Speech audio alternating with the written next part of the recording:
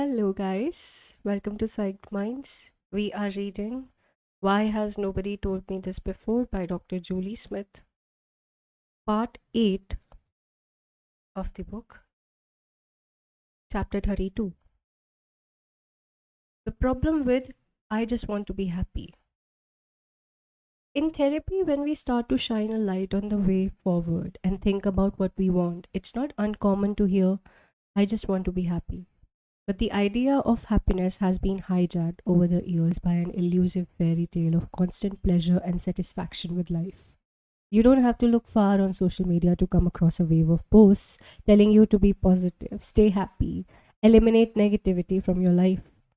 We are given the impression that happiness is the norm, and anything outside of that could be a mental health problem.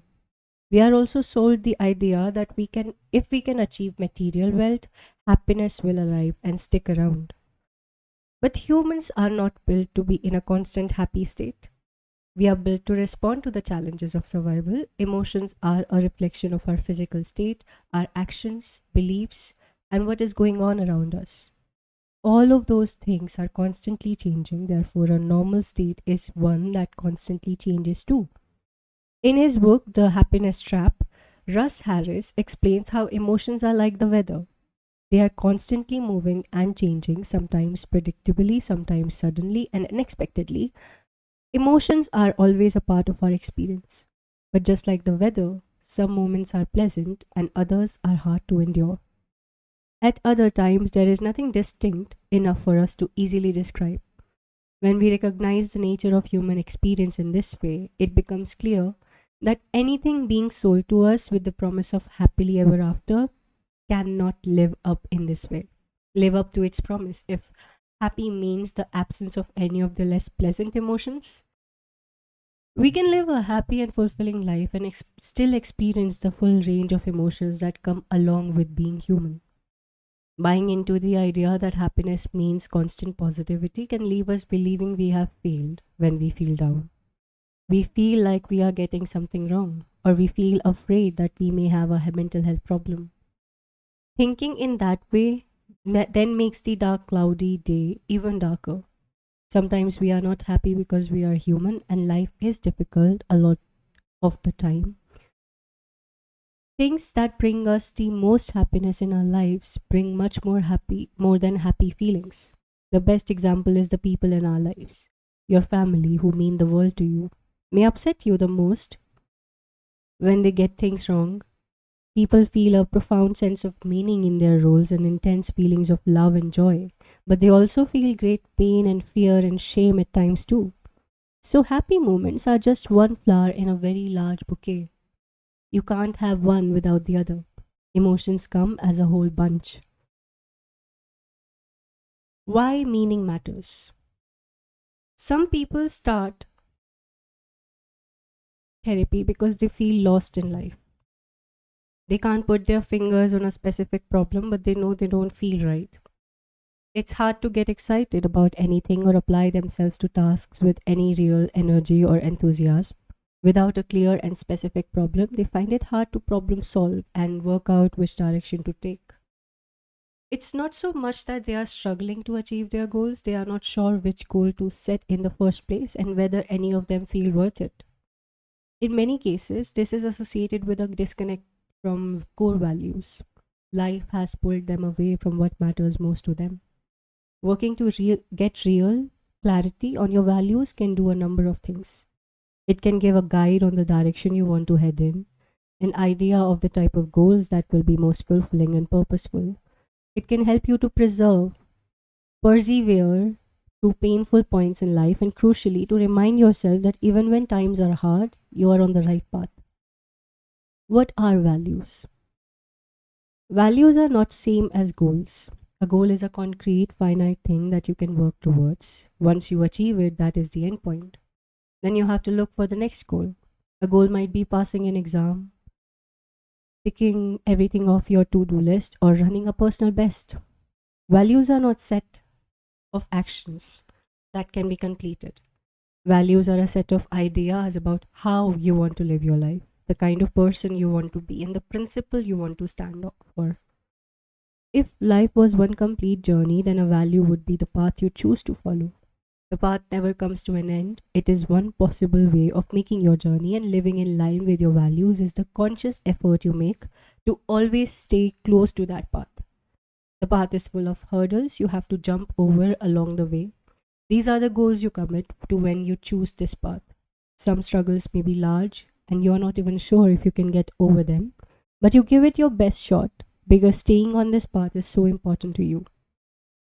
There are plenty of other paths with other hurdles and challenges, but choosing to stick to this one and tackle whatever comes along gives all those events and actions meaning and purpose.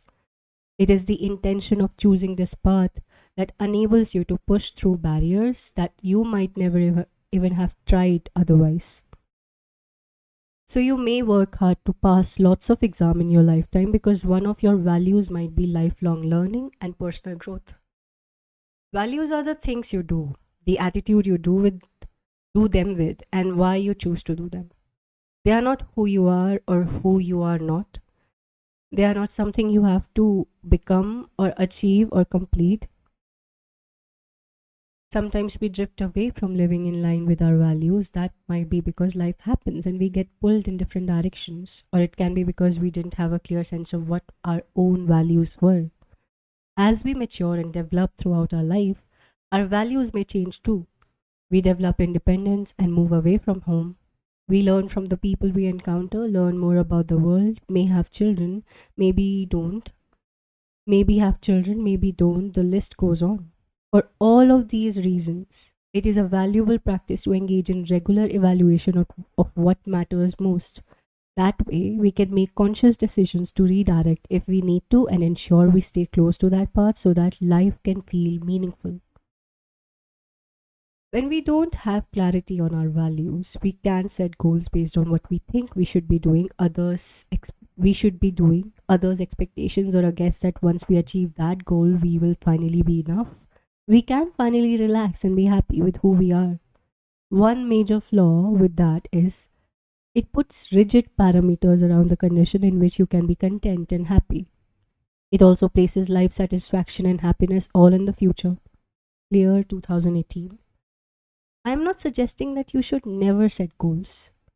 But when you work towards something, it helps to be clear on why you are working towards and to recognize it that all the good in life is not waiting at the end point of goals, but in the process we go through along the way. Rather than hoping things are better in the future, what if life could be meaningful and purposeful now?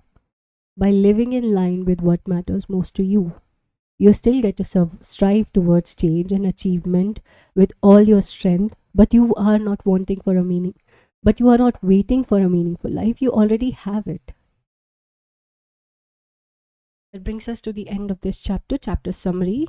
We are often sold the idea that happiness is the norm, and anything outside of that could be a mental health problem. Sometimes we are not happy because we are human and life is difficult. Sometimes things that make life worthwhile brings us more than just happy feelings. They bring us a mix of happiness, love, joy, fear, shame, and hurt at times too. Getting clarity on our personal values can guide us on setting goals that will bring meaning and purpose. Keeping our values front and center also helps us to persevere through painful points in life, knowing we are on the right path. Chapter 33. Working out what matters. There are some simple exercises you can do to get some clarity on your values as they are today. Worth noting that values change over time depending on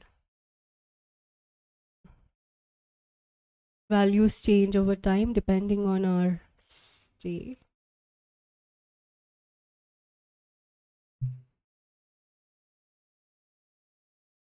stage in life and what we are facing. It only do our values change, but so do our actions and their alignment to those values. Life happens as when we face change or struggle, we can be pulled in a new direction away from what matters. So it is helpful to make time for a values check in every now and then to reevaluate. It is a way of checking our compass and the map at the same time. Which way am I heading? Do I want to be going in this direction? If not, how can I adjust my direction to head back towards what matters most to me? Figure 10, value circle. Values are listed, some of the values that you can circle that feels the most relevant and important to you. Then figure 11 is a chart which gives a couple of examples of the distinction between values and goals that may be in line with those values and how that may translate into everyday action. For example, lifelong learning, educational course, reading, like lifelong learning, curiosity, personal growth, all these can have this goal. Educational courses, like day-to-day behavior, would be reading, studying, challenging self with exams or performances that push and expand those skills and promote learning. Then if you have a value for, like, put importance to love and compassion for others, then goal can be to remember special dates for loved ones, to visit relatives at certain times. And day-to-day behavior would be expressing love and compassion in small ways every day, writing down dates of birthday and anniversaries, making time to spend with loved ones, helping an elderly neighbor across the road. These are the toolkits. Here is the values check-in. In the spare tools section at the back of the book, you will find a blank grid that you can use to reflect on what you value most in each area of your life. The example listed in these boxes are just starting points. You do not have to follow these exact ones. Feel free to change them for values and goals that most fit to you. In each box, try to reflect on what values are most important to you in this area of your life. Here is a list of prompts that can help. What kind of person would you most like to be in this area of your life? What do you want to stand for? What do you want your efforts to represent? What contribution do you want to make? What qualities or attitudes do you want to bring to this area of your life? It may have relationship, parenting, learning and development, health, spirituality or faith, play or leisure, creativity, contribution, work. The key part of this exercise comes after you have listed your values in each box. In ACT therapy, we ask individuals to rate how important each set of values are to them on a scale of 0 to 10. On this scale, 10 would be the highest importance and 0 not at all. We then ask people to rate how closely they feel they are living in line with those values on the same scale, 10 being highly in line with the values and 0 being not at all. We then spend time looking at the difference between the rating of importance and the rating of how closely they are living in line with it. If that difference is large, then it can indicate that you have been pulled away from living in line with what matters the most to you. For example, if you identify that looking after your health and looking after your body is of the highest importance to you at 10 out of 10, but you rate how much you are living in line with that as just 2 out of 10 because you have been eating poorly and stopped exercising, then that gives you a prompt to look at making some positive changes in that area of your life. All this does is give you an indication of areas of your life to turn towards. It is a great way to get a bird's eye view of the sometimes competing priorities in our lives. It doesn't dictate what we should do or how to do it. It just offers us a map and overview of things as they are now. From there, we get to choose what action we take to bring ourselves closer to the path that we want to be on. Crucially, this exercise is not about all the problems we face and the pleasant or painful emotions we encounter each day. It is about the meaning we find in both the toughest and easiest days. It does not ask us to wait until everything is fine before we start living as the kind of person we want to be. It gets us thinking about how we can consciously choose to live by our values, whatever is going on around us. Once you have identified a few of the most important aspects of your life and your values in that area, you can use this simple exercise to check in and see how closely you are living in line with those values at the moment. These exercises were originally designed by a Swedish ACT therapist named Tobias Lundgren.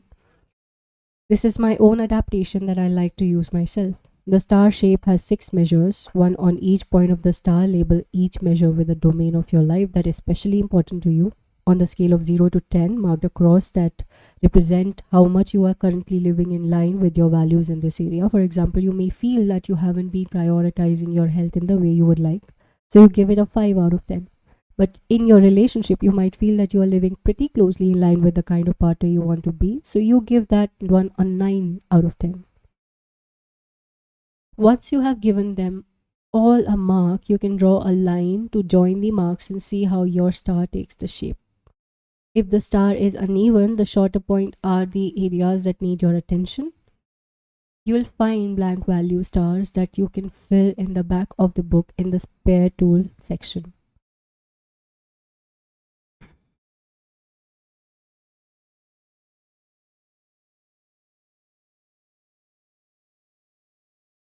Okay.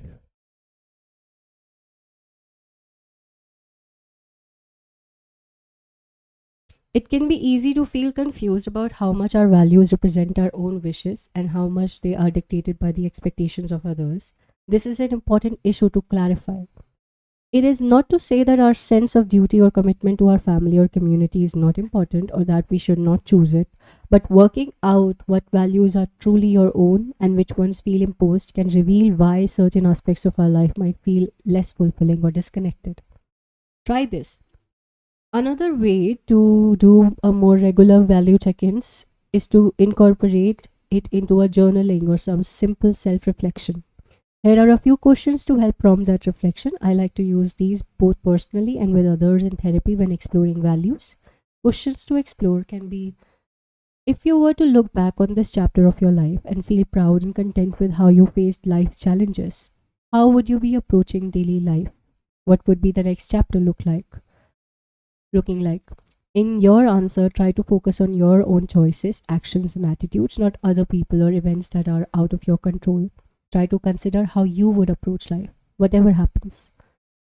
Second, what do you want to stand for in your relationship with yourself, your health, and personal growth? What is important to you about these? Third, what kind of person do you want to be for the people in your life? How do you want to interact with them and contribute to their lives? 4. How do you want the people in your life to feel when you are around? What do you want to represent in your circle of friends and family? 5. If you only get to live once, what impact do you want to have while you are here? 6. If no one knew how you spent your time, would you still be doing this? 7. As you move forward through this day or week, which is one value that you will try to bring to each choice and action? Examples here might be: today I choose to bring enthusiasm or courage or compassion or curiosity to each experience, choice, and action. I will do this by. That brings us to the end. Chapter summary: there are some simple exercises you can do to get some clarity on your values as they are today. Values can change over time, and how much we live in line with them can change. So, it helps to do a regular values check in. When we use our values to guide our goal setting, it also helps to create our day to day purpose. The focus is not on what you want to happen for you, what you want to happen for you, but on the kind of person you want to be, the contribution you want to make, and the attitude you want to face life with, no matter what happens. Then there is chapter 34: how to create a life with meaning. So, what happens when you work out what is important and realize you are not living in line with those values? How do you begin to move in that direction? When we decide it's time for a change, there can be a tendency to come up with a huge, radical new goal. For example, let's say you do your values check in and decide you need to start looking after your health by exercising. In the next moment, you start coming up with new goals. Maybe you will run a marathon and improve your nutritional intake. But simply having goals is not going to ensure that your life changes and stays changed.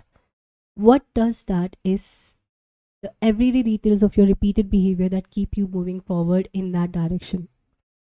Your goal might be to complete a marathon, but marathon or no marathon, the life changing part comes from the things you put in place to help you get out running every day. The running group you join to keep you going, the ways in which you gradually increase the distances you cover, and the changes you make to your nutritional intake to help. Setting a goal can help to give you that initial push in the right direction, but it is important to remember that the end point of the goal, its completion, is actually a limitation. If you have reassessed your values and you want to move in a new direction based on what matters most to you in your life, then you are likely to want to continue in that direction. Many people run a marathon and hang up their running shoes shortly after. The values check in are useful to do on a regular basis because the details of your values may change over time. but it also gives you the chance to focus on the intricate details of the everyday nitty-gritty of how you are living. We get to ask ourselves, what kind of person do I want to be today? And what am I going to do today to step in that direction? If your identity is going to be the kind of person who looks after their health every day, then that has potential to last long after the marathon has come and gone. Working in this way is a two-pronged attack. By spending the time thinking about and visualizing the person you intend to be and turning those ideas into concrete, sustainable actions, you can begin to change how meaningful those efforts will feel. Change is hard, so having a solid anchor in your clarity about why and a permanent sense of identity, because this is who I am now, helps you to persist when that change inevitably meets resistance from your own mind or the people around you. Over time, once those new ways of thinking and behaving establish themselves, your beliefs about yourself can begin to shift too. So you genuinely become someone who prioritizes health and fitness, not by the initial goal of running a marathon, but by persisting with a new lifestyle.